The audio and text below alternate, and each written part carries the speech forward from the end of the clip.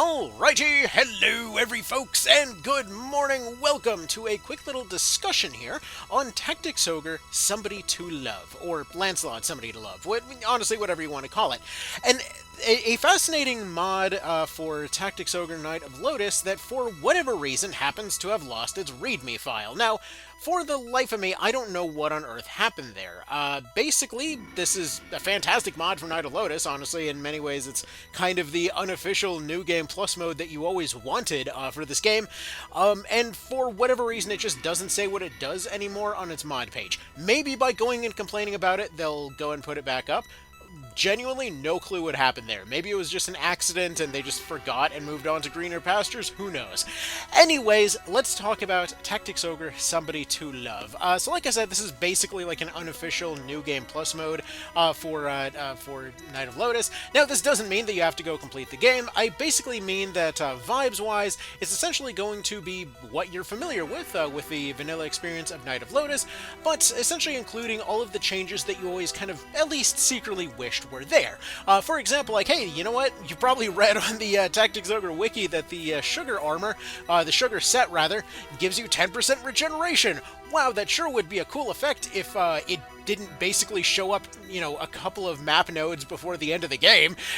That seems like it'd be a pretty cool thing to have, because you could access 3 out of 4 pieces, but you couldn't get the sugar cane up until you got to the dual kind of Dark Angel fight there, you know, in their people form anyway, later on, like right before Heaven's Gate. So, basically, yeah, now you would be able to access that early. Or, for example, something like the dowsing rod is something that would be really useful for, you know, locating hidden treasure. Something that you want to do in the early game, but the dowsing rod would show up super late, essentially being an item that will tell you how many items are left on the stage based off how much damage it does when you go and target somebody with it.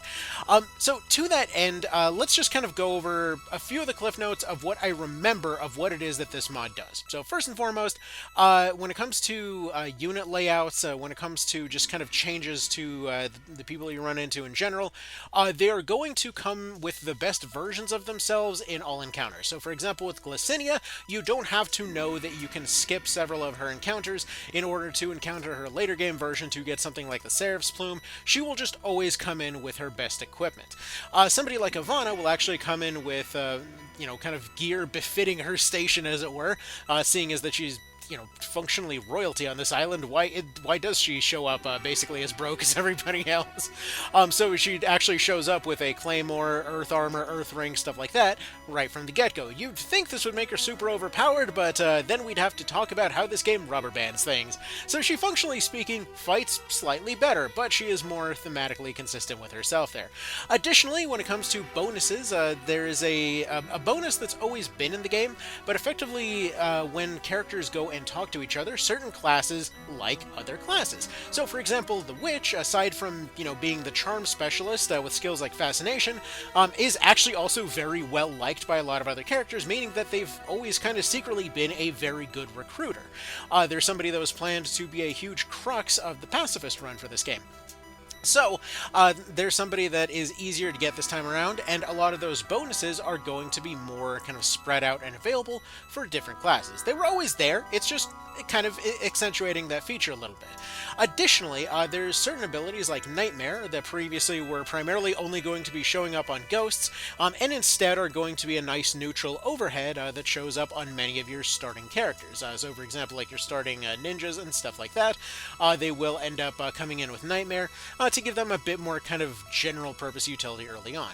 Additionally, there's certain items that will also end up showing up a bit earlier, just kind of across the board. Just really item access is opened up in general, and also there will be new units that are available as you carry along. I don't actually see one of them right now, but for example, like let's say in the Firmito fight, you'd have access to a Valkyrie if you wanted to get one early, if you wanted to go through the challenges of getting one. So there's new formations that are going to have more kind of logical and consistent teams, just kind of generally cooler teams overall. but you're going to see more stuff like that available. Additionally, the game will always scale with you, so you're not essentially power leveling your way through and then kind of finding yourself subject to those bizarro level jumps here and there, where, for example, you would trounce one fight and then just be absolutely steamrolled the next. Now, that didn't usually come up. Night of Lotus has always been a fairly easy game, to be honest. But this does technically bump the difficulty up slightly. I wouldn't say it's like some ultra hard mode mod or anything, but it does help to make everything feel like it has a little bit more resistance to it. So that's always nice. Additionally, when it comes to your characters, they actually will have different passives that have been added onto them as well. So, for example, I remember that the basic soldier was given a axe specialization, so we finally have an axe specialist.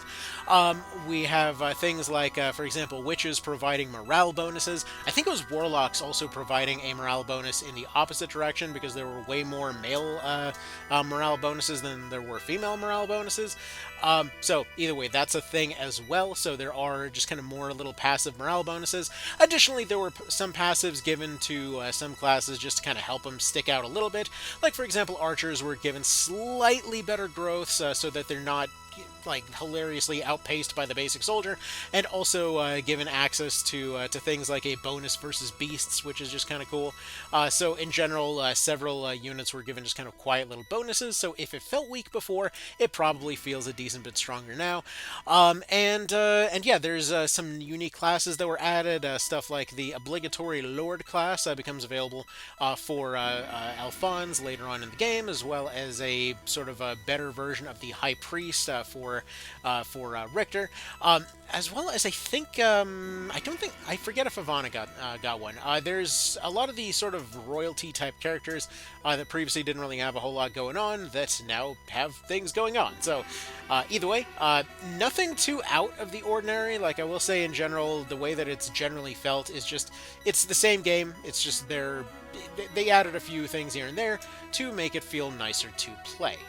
There were some weapon specializations that I completely don't remember off the top of my head right now, so there might be some more little things to discover. But this is not one of those mods that ends up fundamentally changing absolutely every single detail about the thing to the point that you actually need a readme in order to understand what the hell's going on.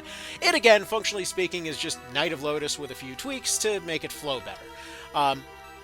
So overall, yeah, I loved going through and seeing some of the new formations. Like, for example, when you run into let's say the fight at the Rana Sea, they actually bring in sea serpent dragons, which makes a lot of sense. You'd think they would have had those the whole time.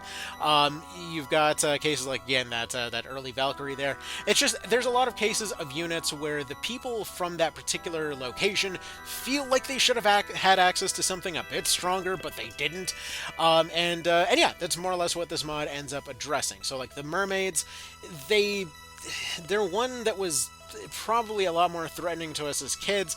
I know that going through Night of Lotus these days, it is really hard to take the Rana Sea fight seriously, because there's like one competent unit and the rest do nothing. It's just that we weren't really familiar with the penalty from walking on water tiles. But now that we're, a bit more kind of gray-haired, as it were, it's a lot easier to see that, wow, that is absolutely no challenge whatsoever, actually. So yeah. If you wanted a more, grown-up, robust version of this game, then that's going to be right here. And again, a lot of these bonuses that we see, for example, like soldiers, always liked talking to knights. It's just more emphasized here. This is really not that unusual, even compared with like base game would maybe be like 10% lower here. And I don't think he even has arbitration. Let me go ahead and double check. Because yeah, recruit odds are he doesn't even have arbitration. So like with arbitration, he probably would be like 70-80 here, but it basically just means like, yeah, you know what, a basic soldier, they're wounded, enemy commander comes up, is like, yeah, you know what, join us maybe. They probably will accept that offer of switching sides, because again, most of these guys are mercenaries anyway. So yeah, they probably wouldn't exactly be looking for a hill to die on there. They're just trying to make it out of that situation. Let's say some of the bonuses, like I want to say Dragoons get access to more magic stuff, but I don't remember exactly how that went off the top of my head. Oh, and additionally, a lot of the multiplayer-only emblems were made available in single player. So this is, again, like, strictly just to improve the single-player experience. Not like anyone who's living on this earth has ever actually played the multiplayer, don't lie. But yeah, I don't know. Tactics Ogre has always had this thing where they just want to throw in multiplayer and then just...